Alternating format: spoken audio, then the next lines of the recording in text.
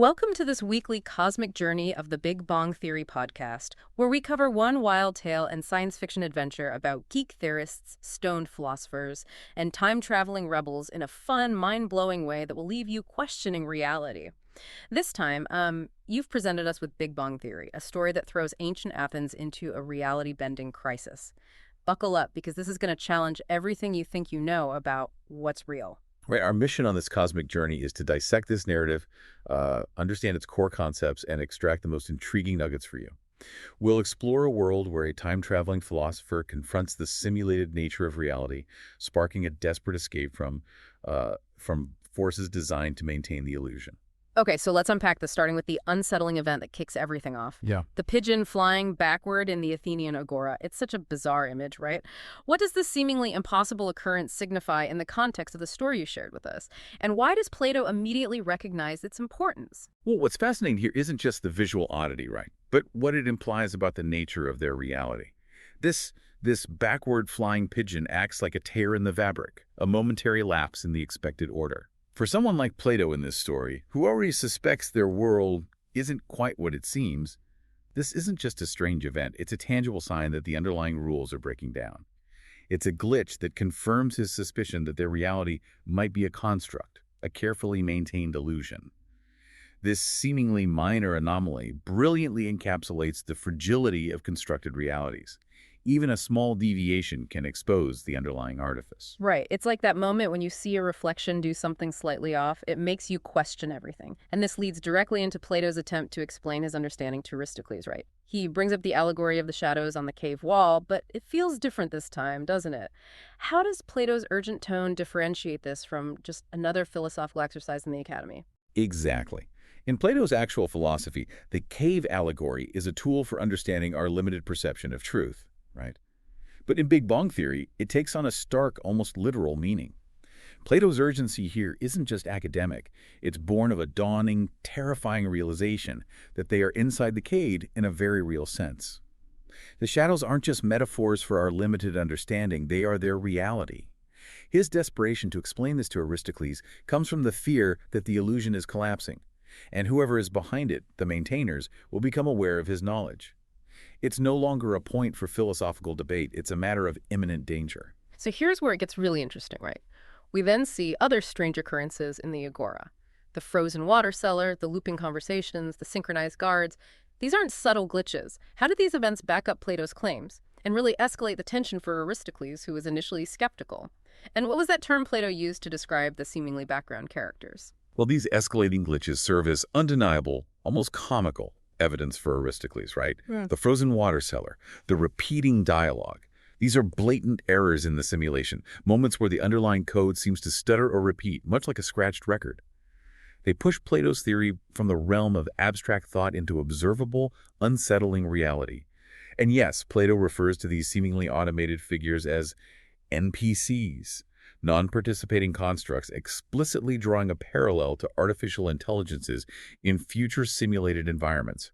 This term really underscores the manufactured nature of their world, suggesting that not everyone around them possesses genuine autonomy. Yeah, NPCs. That's a chilling thought. Right. Okay, so now let's talk about these guardians. They sound pretty unnerving. What can you tell us about their presence, their synchronized movements, and their creepy ability to scan for dissonant thought patterns? What made them different from the regular Athenian city watch? And those details about their overly clean armor and the strange shadows cast by their helmets, what do those contribute to their menacing aura? Right. Well, the guardians represent the forces maintaining the simulation's integrity, right? Their synchronized movements and emotionless, assessing gazes suggest they aren't individuals with their own thoughts, but rather extensions of the system itself, operating according to a strict program. The ability to scan for dissonant thought patterns is particularly chilling. It implies a level of surveillance that targets not just actions, but internal deviations from the accepted reality. The overly clean armor and strange shadows further emphasize their artificiality, setting them apart from the more human, perhaps even flawed appearance of the regular city watch. So it's almost like that they're like immune system cells within the simulation, reacting to and neutralizing threats to its stability. Precisely, and that raises an interesting question. What does it mean to have dissonant thoughts in a simulated reality? Are they a sign of breaking free, or simply a predictable variable within the system. It's like the system is designed to anticipate rebellion, almost like. Like it's built into the code. Exactly. Now, with these glitchy events and the appearance of these very creepy guardians, the escape begins, right? Can you walk us through Plato and Aristocles' desperate flight, highlighting key moments like hiding behind the amphorae and the decision to take the Panathenaic way? What seems to be driving Plato's specific choices and his sense of direction? Right. So their flight is a desperate attempt to evade the system's enforcers, right? Hiding behind the amphorae is a purely tactical move, using the physical environment to break the Guardian's line of sight and hopefully disrupt their scanning capabilities. The choice of the Panathenaic way, a significant processional route, might seem counterintuitive, but perhaps Plato believes that the increased foot traffic there could provide cover, or maybe he recalls it as a less heavily monitored area within the simulation's framework. His decision seemed driven by a combination of instinct, fragmented memories of the real world or previous iterations of the simulation, and a desperate hope to reach a point where he can disrupt the system. I see. So it's a mix of instinct, memory, and strategy all coming together in this really high-stakes situation. And their escape leads them to a reunion with Lysandra and Theo near the Acropolis, right? Yeah.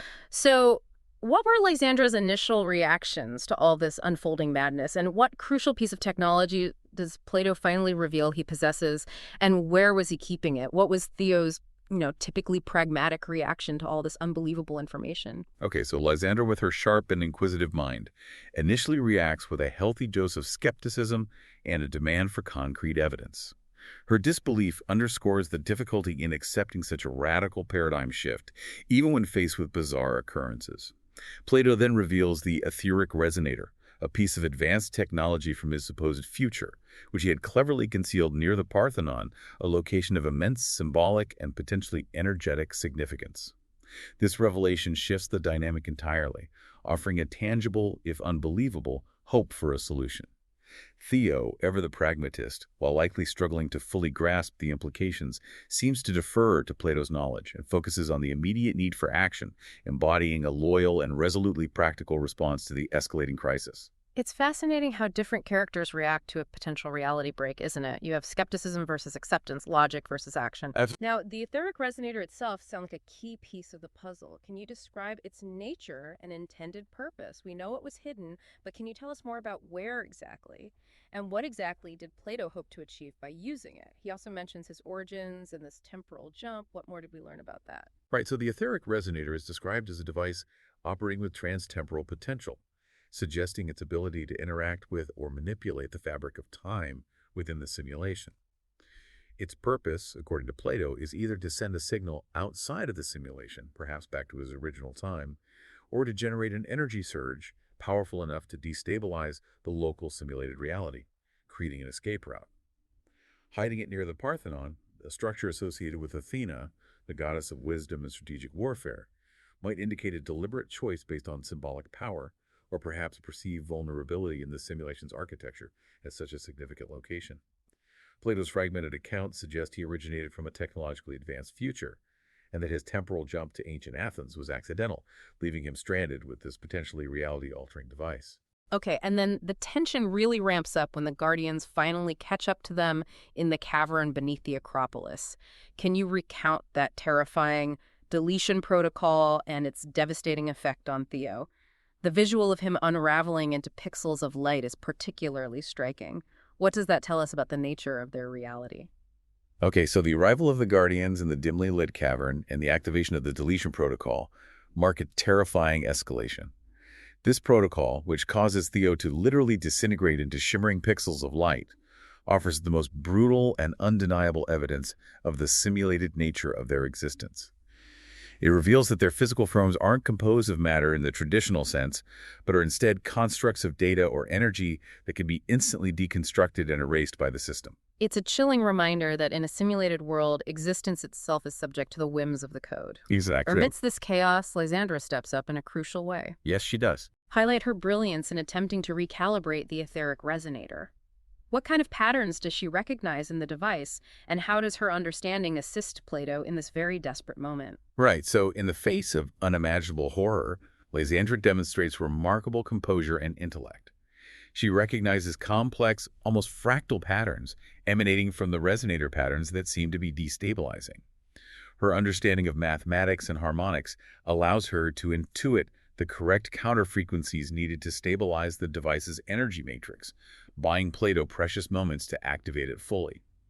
Her analytical mind, initially resistant to Plato's unbelievable claims, becomes the key to their potential survival, demonstrating that even within a fabricated reality, the underlying principles of logic and pattern recognition can still hold power.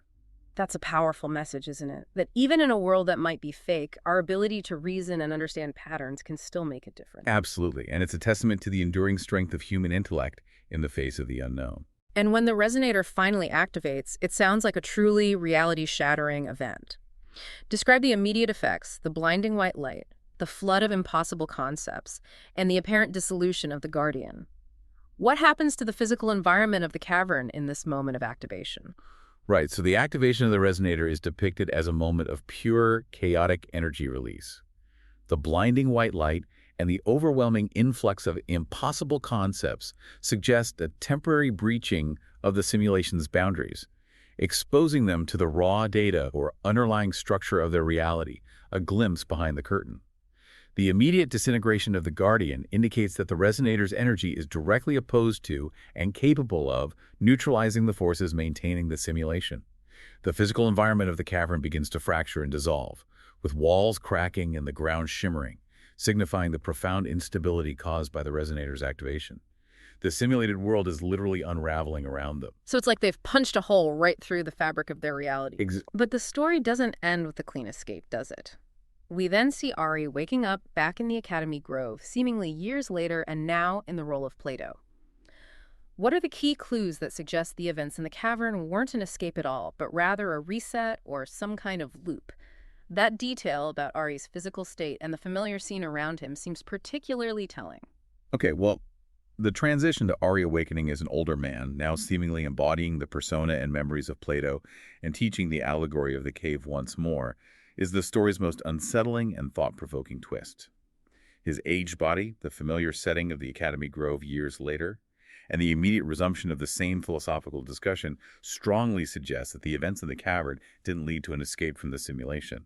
Instead, the activation of the resonator likely triggered a system reset or a temporal loop, overriding the preceding events and placing Ari back into the established narrative, but now in the role of the very figure who sought to expose its artificiality. The cyclical nature of this reemergence, with the same core philosophical problem at its center, is deeply disturbing. This leads us to the crushing realization for the character of Plato, or rather, the character now embodying Plato's memories. What is the final, devastating implication of this cyclical experience? Is the entire time traveler narrative itself potentially just another layer of the simulation, designed to contain the very awareness it seems to generate? Well, the final devastating implication is the utter futility of their struggle. The cyclical nature of Ari's experience suggests that the simulation is far more sophisticated and self-correcting than they ever imagined. The entire narrative of the time traveler, the glitches, the guardians, and the attempt to escape might not be an external truth breaking into the simulation, but rather an intricately woven part of its design.